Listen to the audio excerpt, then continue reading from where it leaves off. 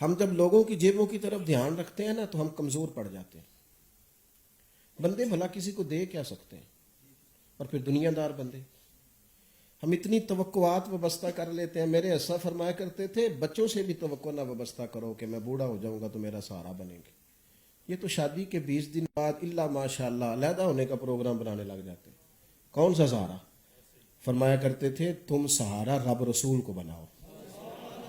جب بچپن میں بھی وہی سہارا ہے، جوانی میں بھی وہی سہارا ہے، بڑھاپے میں بھی اسی سہارے کی طرف خیال رکھو. ادھر ادھر جانے کی کیا ضرورت؟ اس کا فائدہ یہ ہوتا ہے کہ خودداری پیدا ہوتی ہے، عزت نفس پیدا ہوتی ہے. جو ہاتھ پھیلانا شروع کر دے کیا رہ جاتا ہے اس کے پاس؟ جو لوگوں کی جیبوں کو دیکھ کے راضی ہو. میں نے دیکھا ہے بڑے بڑے سیانے لوگ امیروں کی خوشامد کرتے ہیں اور انہیں بھی پتا ہوتا ہے میری نہیں کر رہا، میری جیب کی کر رہا ہے. پتا ہوتا ہے، پاسبانی نہیں کر پاتے. اہل دین کو یہ سمجھنا چاہیے کہ وقار قناعت میں ہے. دنیا میں خوش صرف وہ ہے جو اپنے نصیب سے خوش ہے، جو اللہ نے دے دیا اس پر راضی ہے. لیکن ہم یہ کام نہیں کرتے. نقصان ہمارا یہ ہوتا ہے. یہ بچے جوان، میں آپ سے بڑے درد سے عرض کروں گا، یہ چھوڑ دیں کہنا کہ فلانا مجھے باہر لے جائے گا، فلانا رشتہ دار مہربان ہو جائے گا. چھوڑ دیں. اپنی دنیا آپ پیدا کر. اگر زندوں میں اقبال کے بیٹے نے خط لکھا تھا کہ جناب مجبور ہوں، آپ ملک سے باہر ہیں، قرضہ لے لوں تھوڑا سا. تو اقبال نے جواب میں نظم لکھی، کہا دیار عشق میں اپنا مقام پیدا کر، نیا زمانہ نئے صبح و شام پیدا کر. اور میرا طریق امیری نہیں فقیری ہے، خود ہی نہ بیچ غریبی میں نام پیدا کر. یہ چھوڑ دیں اور خوددار بنے، عزت نفس کے ساتھ جئیں. کوشش کرے. وہ حاتم طائی سے کسی نے کہا تھا اپنے سے بڑا سخی بھی کبھی دیکھا ہے؟ اس نے کہا دیکھا ہے. کہا کون؟ کہنے لگا میرے شہر کا لکڑ آ رہا، میں نے پورے شہر کی دعوت پکائی، سب لوگ دعوت کھانے آئے. میں نے سوچا پتہ کروں کو رہ تو نہیں گیا. تو حاتم طائی کہتے ہیں میں جنگل کی طرف گیا گھوڑے پہ بیٹھ کے، تو میں نے ایک بوڑھے کو لکڑیاں کاٹتے دیکھا. میں نے اسے کہا کہ حاتم طائی کی دعوت ہے، تجھے نہیں دعوت؟ کہنے لگا ہے. میں نے کہا جانا نہیں؟ کہنے لگا جی مجھے نا ذرا اپنے ہاتھوں کی کمائی کا چسکا لگ گیا ہے، اب ادھر ادھر کی مفت کی روٹیوں پہ زیادہ لطف نہیں آتا. کبھی مزدور کو کھانا کھاتے دیکھیں، مزدور کو جو صبح کھانا لے کے آتا ہے نا گھر سے، اور وہ جو وہ اچار لاتا ہے وہ پونے کو بھی لگ جاتا ہے سارا. وہ جب کھانا کھولتا ہے نا دوپہر کو اور خود ہاتھ دھوتا ہے، پانی بھرتا ہے، پیالے میں پاس رکھتا ہے، پھر وہ اسے کھولتا ہے. ہو سکتا ہے دعا کا تلفظ اس کا ٹھیک نہ ہو پر دل بالکل ٹھیک ہوتا ہے. اور جب روٹی کھا کے آسمان کی طرف دیکھتا ہے تو یوں لگتا ہے کہ جیسے بڑی نعمتیں کھا کے اس کا دل رب کی بارگاہ میں جھک گیا ہے. میری بات مکمل ہو گئی. اعلیٰ حضرت رحمت اللہ علیہ نے پاسبانی کی نعت لکھی تو صرف حضور کی لکھی.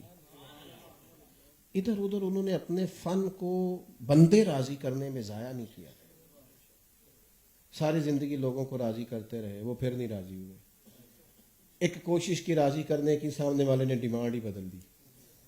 تیری خواہش ہے کہ وہ تیری آرزو کرے پوری، اور میری خواہش ہے کہ تیری آرزو ہی بدل جائے. تو وہ ایسی خواہش ہی نہ پیدا کرے جس میں تکلیف ہو. اعلیٰ حضرت رحمت اللہ علیہ سے جب کہا گیا نا کہ نان پارا کے نواب کے لیے کچھ لکھ دیں، تو کہا کروں مدح اہل دول رضا، پڑے اس بلا میں میری بلا، میں گدا ہوں اپنے کریم کا، میرا دین پارا ہے نان. سبحان اللہ. دکان پہ گئے تیل لینے کے لیے سرسوں کا، تو اور یہ بھی دیکھیں اتنے بڑے امام ہیں خود جاتے ہیں سودا لینے. اپنے گھر کا کام کر لیا جائے کوئی پریشانی والی بات نہیں ہوتی. تیل لینے چلے گئے دکان سے، تو اس کو بوتل دی، کا اس کو سرسوں کے تیل سے بھر دو. کتنے کی؟ کہنے لگا ویسے تو 5 آنے کی ہے، آپ ہمارے عالم ہیں، آپ 3 آنے دے دیں، 2 رہنے دیں. تو فاضل بریلوی نے پورے 5 آنے دیے. فرمایا تو سارے رکھ، میں اپنا علم 2 آنے کا نہیں بیچا کرتا، میں 2 آنے کا نہیں بیچتا، تو رکھ. لوگوں نے تو اپنی قیمت دیکھے نا. ایک شخص 11 گھنٹے کا سفر کر کے میرے پاس آیا، اس نے کہا یہ مصلے پہ بیٹھتا ہے، ممبر پہ بیٹھتا ہے، بڑا آدمی ہے، کیا سوچ کے آیا، کیسے کٹھن راستوں سے گزرا. تو پھر یہ بڑی چھوٹی حرکت نہیں، وہ کیا سمجھ کے آیا ہے اور میری نظر اس کے 2-4 ہزار پہ ہو. یہ بہت بہت چھوٹی سوچ نہیں ہے. لوگ کیا سمجھ کر تجھ سے تقریر سنتے ہیں، نعت سنتے ہیں، اور تو کیا سمجھ کے پڑھتا ہے؟ غور کرنے کا مقام ہے نا. اپنے وقار کو قائم رکھنا اور خودداری سے جینا اور قناعت سے جینا اور عزت نفس کا خیال رکھنا، یہ بندے کو سکھی کرتا ہے. یہ ڈپریشن اور ٹینشن سے نکالتا ہے. یہ انسان کی زندگی آسان کر دیتا ہے. تھوڑے پہ گزارے کا مزاج پیدا ہو جاتا ہے.